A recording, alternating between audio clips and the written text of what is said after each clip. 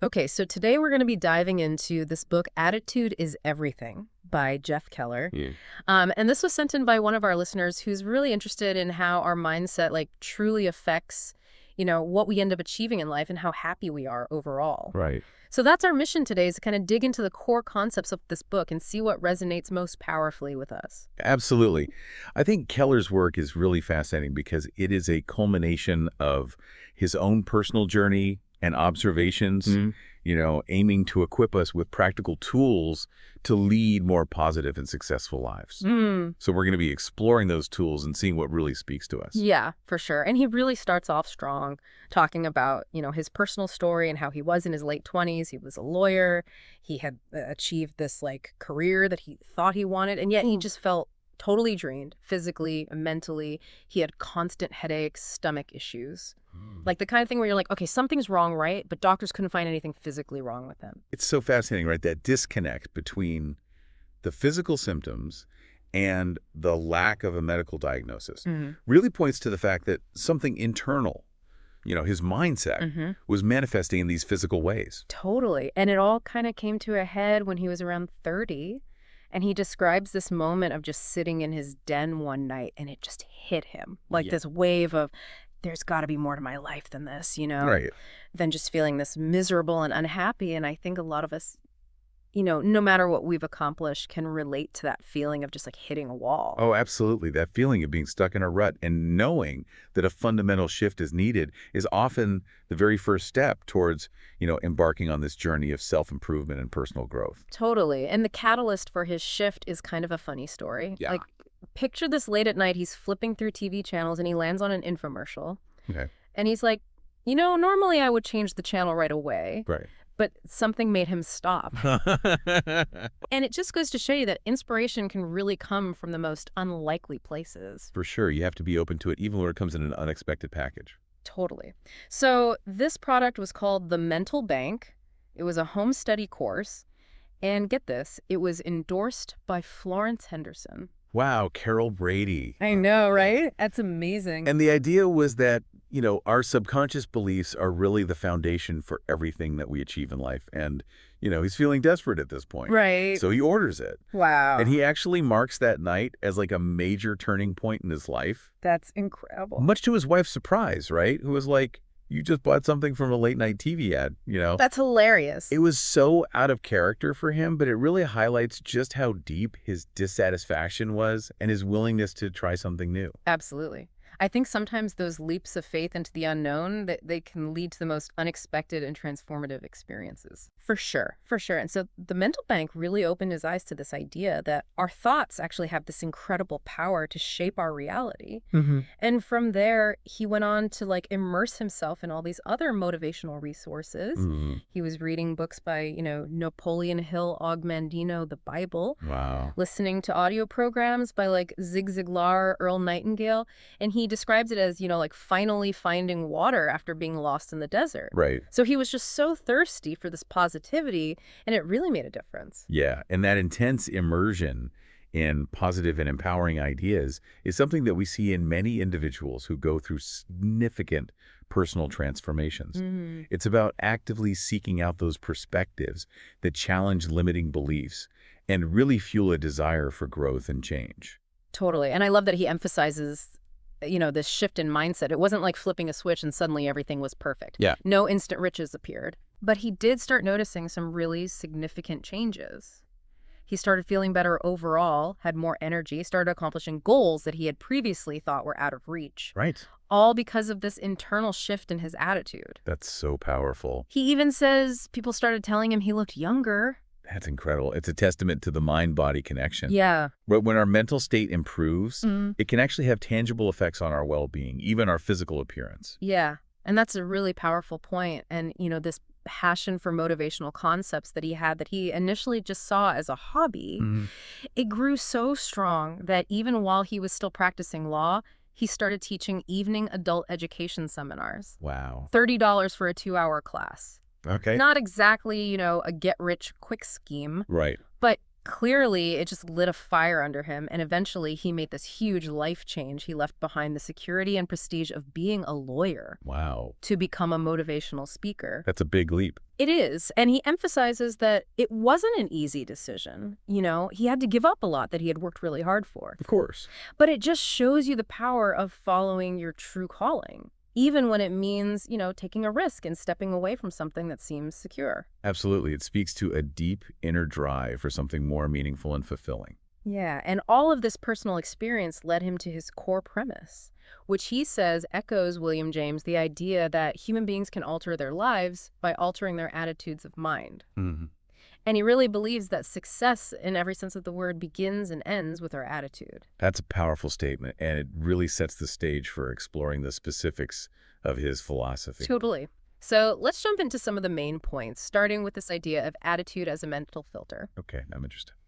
So Keller, he doesn't define attitude as just, forcing a smile all the time. Right. He defines it as the mental filter through which we actually experience the world around us. Interesting. And, he uses that classic image of the glass half full or half empty. Yeah. And he says someone with a positive attitude tends to see the blessings and the possibilities, Right. while someone with a negative attitude will focus on the limitations and the lack. It's such a simple but potent way to illustrate how the very same situation can be interpreted in completely different ways depending on our internal framework. Yeah, and that's the power of attitude, Yeah. right? It colors how we see everything. Absolutely. He also uses this analogy, your attitude is your window to the world. And he says when we're young, we all start out with this clean mental window, full of curiosity and joy and all that. Yeah. But then as we go through life, various experiences start to kind of dirty this window with layers of negativity. Right. It's like those early criticisms, Yeah. disappointments, negative interactions that can accumulate and really create a distorted view of ourselves in the world. Totally. And if we're not careful, that becomes our reality, right? Yeah. But here's the empowering part of Keller's message. He says, we actually have the power to wash our window. I like that. By consciously improving our attitude. It's an active choice we have to make. Letting the dirt accumulate leads to those negative outcomes, the unhappiness, the frustration, the underachievement. Right. But taking the time and effort to clean that window leads to, a brighter outlook, more confidence, and greater ability to actually achieve what we want. And that emphasis on taking control is so important. It's not about pretending that difficult situations don't exist. But it's about choosing how we interpret them and what we allow to dominate our thoughts. Yeah, totally. And he really emphasizes this power of choice, even when we're facing those really difficult situations. He acknowledges it's not easy, especially when you've gone through some real hardship. But his core belief is that the ultimate choice of our attitude remains within our power. And that really strongly connects to this idea of psychological resilience. Our capacity to adapt well in the face of adversity. And our attitude plays such a key role in determining how resilient we can be. For sure. And he goes on to talk about this idea of you're a human magnet, the power of thoughts. And the central principle here that he gets from Earl Nightingale is we become what we think about. Yeah, that is such a cornerstone concept in so many different schools of thought related to personal development. The idea that our thoughts have a profound influence, not just on our feelings, but on our actions, and ultimately on the reality that we create for ourselves. For sure. And it's backed up by research, too. In psychology, there's this idea of self-efficacy and the Pygmalion effect. Okay. It's not just, magical thinking. It's about how our beliefs really do shape our actions and our interpretations. That's total. And he brings in all these quotes to back this up. Oh, yeah. He's got Napoleon Hill. What the mind can conceive and believe, the mind can achieve. From the Bible. According to your faith, be it unto you. Right. As a man thinketh in his heart, so is he. Powerful words. Ralph Waldo Emerson. A man is what he thinks about all day long. And then there's Robert Collier. There is nothing on earth you cannot have once you have mentally accepted the fact that you can have it. Oh, I love that one. And then, of course, there's Henry Ford's famous quote, whether you think you can or think you can't, you're right. It's amazing, right? This convergence of ideas from different eras, different fields, all pointing to the same thing. This fundamental role of our thoughts in shaping our lives. And he gives this practical example about how this works. He talks about this guy, Fred. Okay. And Fred genuinely believes he's capable of earning $30,000 a year. Okay. And according to this human magnet principle, Fred will tend to attract opportunities and make decisions that align with that belief. Right. But if Fred wants to earn $50,000 a year, the crucial element is his belief. His belief in his ability to actually achieve it. Exactly. If he doesn't truly believe that it's possible, he's unlikely to take the necessary steps or even recognize the opportunities that could lead him there. Right, because that belief acts as a filter for our perception and a motivator for our actions. If we don't believe something is possible for us, we're less likely to even try, let alone persevere when we encounter challenges. So the question becomes, how do we actually change our thinking? Yeah. How do we rewire our beliefs? And Keller offers some concrete steps. And the first is becoming aware of our internal dialogue. Okay. That constant stream of thoughts that's running through our heads all the time. Right. And he points out that often that inner voice is negative. It's critical. It's full of self-limiting beliefs like, I can't do this, or I always mess things up. Yeah, it's so easy to get stuck in those negative thought loops. Totally. And his advice is to actively replace those negative thoughts with positive affirmations. Okay. To consciously repeat to ourselves that we can and we will achieve our goals. So it's about kind of consciously interrupting those automatic negative thought patterns and replacing them with something more empowering. Exactly. And when it comes to affirmations, do you have any tips for making them more effective? Yeah, that's a great question because it can be easy to just kind of mindlessly repeat positive phrases. Right. But I think the key is to make them specific, believable, and present tense. Okay. So instead of saying, I will be successful, try saying, I am now taking successful steps towards my goals. I like that. And repeat them regularly with feeling, really embed them in your subconscious. Yeah, and I think that feeling part is so important because it's not just about the words themselves. Right. It's about cultivating that emotional connection to the belief. Absolutely. And he also talks about the magnet of words, Interesting. stressing that our minds are constantly listening to the words that we speak out loud. Right. So if we're constantly putting ourselves down or talking about what we can never have, we're essentially sending out a signal that's attracting those very circumstances into our lives. Yeah, it's like we're programming our own reality with our words. Exactly. So consciously choosing positive and empowering language about ourselves and our aspirations is crucial. It's about aligning our words with our desired outcomes. For sure. And then he lays out some practical action steps for cultivating positive thinking. Okay. And he recommends dedicating 15 to 30 minutes each day to reading positive and uplifting material, both in the morning to set a positive tone for the day, and then before bed to fill your mind with empowering thoughts before you sleep. Right. So it's like bookending your day with positivity. Exactly. And this could include anything from spiritual texts to inspiring biographies, self-help books. Yeah, whatever resonates with you. And he also suggests incorporating motivational audio programs into your routine. And that makes sense, right? Because consistent exposure to these positive messages, it can have a really cumulative and significant impact over time. Totally. It's about gradually rewiring our thought patterns and shifting our dominant focus. But he's very clear that, positive thinking isn't some magic bullet or a guarantee against challenges. Right. It demands ongoing effort, commitment, and patience. It won't magically eliminate problems, but it will equip you with a more resilient and resourceful mindset to overcome them. Absolutely. It's not about denying the existence of challenges, but rather about approaching them with a more empowered and solution-oriented mindset. Totally. And he reiterates this point that our lives are constantly moving in the direction of our most dominant thoughts. It's a continuous process, not a one-time event. Cultivating that positive mindset requires ongoing attention and conscious effort. But the long-term rewards can be truly transformative. For sure. And then he goes on to talk about this idea of harnessing the power of visualization. Okay. And this is all about using our imagination to create, vivid movies of the mind or inner pictures of the outcomes that we want. I love that concept. Yeah, and he gives examples like, a singer mentally rehearsing a flawless performance before stepping on stage, or athletes vividly envisioning success before a competition. Right. And the idea is that by creating that clear and compelling mental image of our desired outcome, we start to align our subconscious mind with that goal. And this can increase our motivation, focus, our actions, make us more receptive to opportunities that can help us achieve it. Yeah, it's like priming ourselves for success. Totally. And he also points out how past negative experience, things like early criticism or feelings of inadequacy, can create these negative mental movies that unfortunately continue to influence our actions in the present.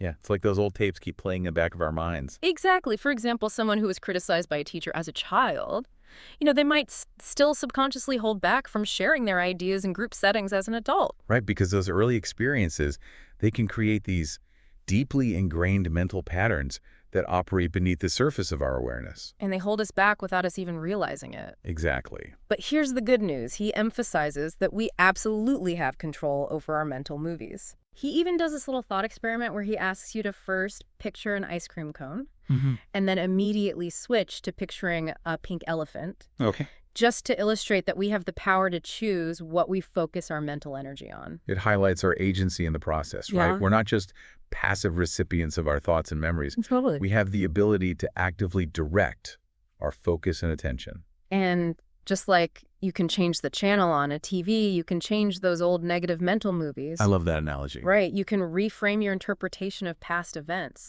so that teachers' criticism, maybe it wasn't a judgment on your worth, Right. but perhaps a reflection of their own frustrations. Yeah, it's about choosing a more empowering interpretation. Totally. And even more importantly, you can intentionally create entirely new mental pictures, focusing on images that evoke those strong positive feelings that support your desired outcomes. And that process of reframing past experiences can be incredibly liberating because it allows us to break free from those limiting beliefs that are often rooted in events that happened long ago. For sure. And he gives some practical examples like, visualizing yourself delivering a confident, engaging public speaking presentation. Right. Instead of dwelling on those feels of nervous failure. Yeah, or mentally rehearsing successful sales meetings, picturing positive interactions and achieving your objectives. And even practicing visualization when you're in a relaxed state. Oh, that's a good one. Engaging as many of your senses as possible.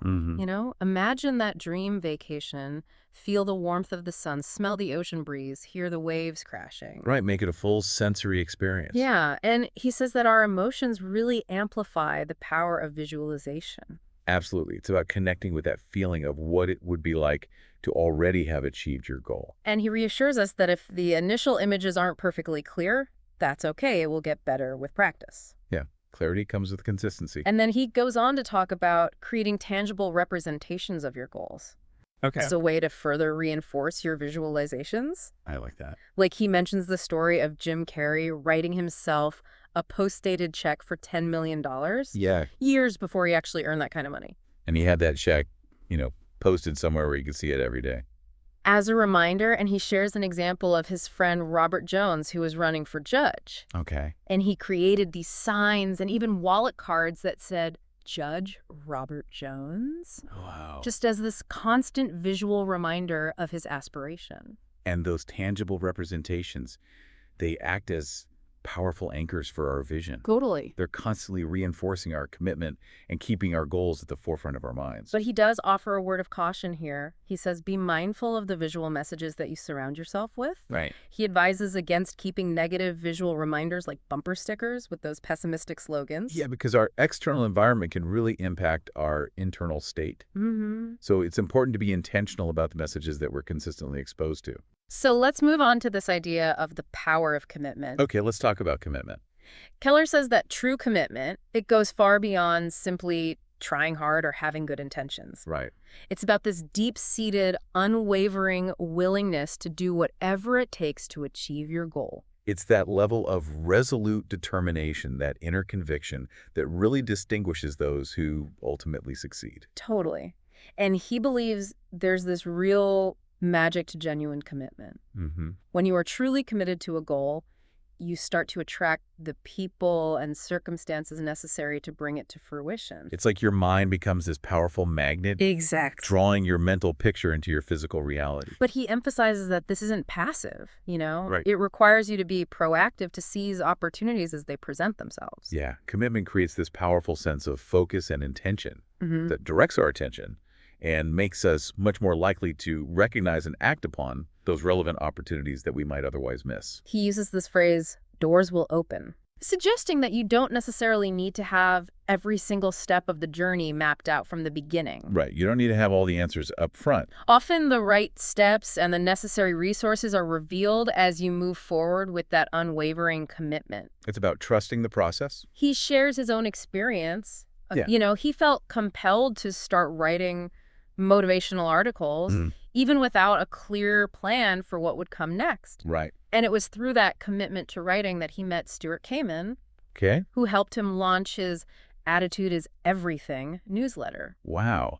So it's a perfect example of how taking action, even without a fully formed strategy, can lead to those unexpected connections and opportunities. Totally. But he offers a reality check here, too. He says Mhm. you should absolutely expect to encounter obstacles and setbacks along the way. Of course, challenges are inevitable. Commitment doesn't guarantee a smooth and easy path. Right. It's our response to those setbacks, our ability to maintain our commitment and persevere that truly determines our success. Totally. And persistence, he says, is absolutely key. Mm-hmm. He quotes Winston Churchill, never, never, never give up, Love that quote. and James J. Corbett, you become a champion by fighting one more round. So powerful. And then he gives these examples of how this kind of deep commitment really pays off. Yeah. He talks about David Baldacci's years of just relentless dedication to learning the craft of writing, while also working as a lawyer and raising a family, often writing from 10 p.m. to 2 a.m. Wow, that's dedication. Talk about commitment, right? Absolutely. And then there's the story about Jerry, who had the opportunity to secure this prime Boston location for a Disney art gallery, and he immediately got on a plane to make it happen. Wow, he didn't hesitate. Not at all. And then there's this remarkable story of Benjamin Roll, Yeah. who didn't pass the California bar examination until his 14th attempt Wow. at the age of 74. That's incredible. Talk about perseverance. Yeah, and I think these stories just highlight, the extraordinary results that can be achieved Oh, through that unwavering commitment and the refusal to be defeated by obstacles. for sure. And Keller poses this really important question to help us assess our own level of commitment. Are we truly willing to do whatever it takes to achieve our goal? Mm. And he suggests that conditional commitment, the I'll do anything except kind of commitment, Right. is unlikely to lead to success. And while setting timelines and budgets can be helpful tools for staying on track, Mm-hmm. he argues that ultimate commitment means persevering, even if those initial plans need to be adjusted or if the journey takes longer than we anticipated. True commitment is often unconditional.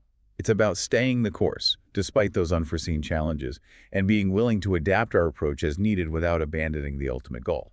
And finally, let's talk about Keller's perspective on turning problems into opportunities. Okay. He acknowledges that our initial reaction when we're hit with a problem is often to complain. Right, it's a natural human response. Totally. But he emphasizes that what follows that initial reaction is a choice. Mm-hmm. We can choose to stay stuck in that negativity and frustration, or we can actively look for the potential benefit or the valuable lesson that the problem might be offering. And that's a really powerful shift in perspective. Yeah. Instead of viewing problems as these insurmountable roadblocks, we can choose to see them as potential catalysts for growth, innovation, positive change. And he stresses that what might appear as a negative problem could actually be an opportunity in disguise, Mm-hmm. perhaps highlighting an area in our lives that needs adjustment or improvement. Yeah, adversity can often force us to reevaluate our current path and consider new directions that we might not have explored otherwise. He gives examples like, losing a job that leads to the creation of a more fulfilling and successful business, Right.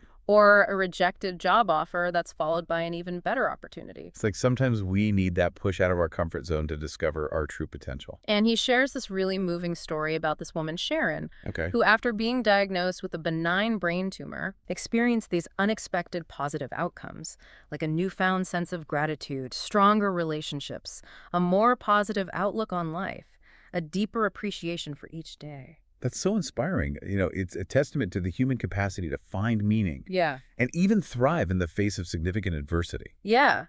And then there's the story of Dave Bruno, who faced, losing his job, suffering severe injuries in a car accident, and declaring bankruptcy. Wow. And then he goes on to create and sell over 2 million Success Gold cards filled with inspirational quotes. That's amazing. It's like he turned his pain into purpose. Totally. And Keller also shares an example from his own entrepreneurial journey, Okay. where he had this issue with a screen printer that initially seemed like a major setback. Hmm. But it led him to find a much better and more reliable solution. Right. And his own career transition, from that unhappy lawyer to a successful motivational speaker, Yeah.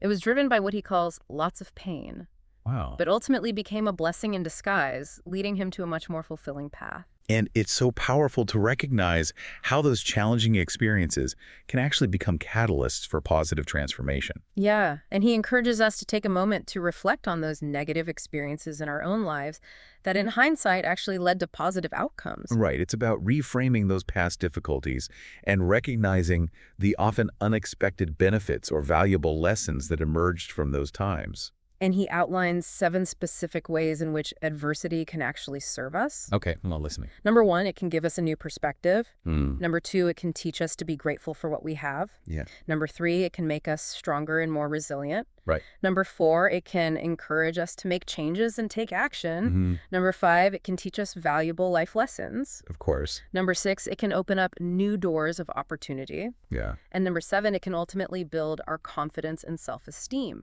Those are all incredibly valuable outcomes that can arise from navigating those challenges with a proactive and open mindset. For sure. And so he advises, when problems inevitably arise, it's okay to acknowledge those initial emotions, Hmm. but don't immediately label the situation as a complete tragedy. Right. Actively look for the potential benefits that might be hidden within it. It's about cultivating that mindset of possibility, even in the face of difficulty, Totally. and trusting that there is something valuable to be gained or learned from every experience we encounter. Choose to view problems not as dead ends, but as opportunities for learning growth and unexpected positive change. I love that. And he quotes Napoleon Hill again, reminding us that every adversity carries with it the seed of an equivalent or greater benefit. Powerful words. And he emphasizes the importance of maintaining that optimistic attitude and open mind during times of crisis to be able to identify and capitalize on those hidden benefits. Absolutely. So as we wrap up this deep dive into Jeff Keller's Attitude is Everything, let's just quickly recap some of the key takeaways. Okay. We've explored how our attitude acts as this powerful filter shaping our perception of the world. How our thoughts function like a magnet drawing in experiences that align with our dominant beliefs. Right. The incredible potential of visualization in creating desired outcomes. Yeah. The absolute necessity of unwavering commitment in achieving our goals. Mhm. And the often surprising opportunities that can be found within our problems. Keller provides a really comprehensive and actionable framework for understanding and leveraging the impact of our mindset on our lives. Totally. And for you, the listener who sent this in, Yeah. think about Jeff Keller's own journey from that unhappy lawyer to a successful motivational speaker. Hmm.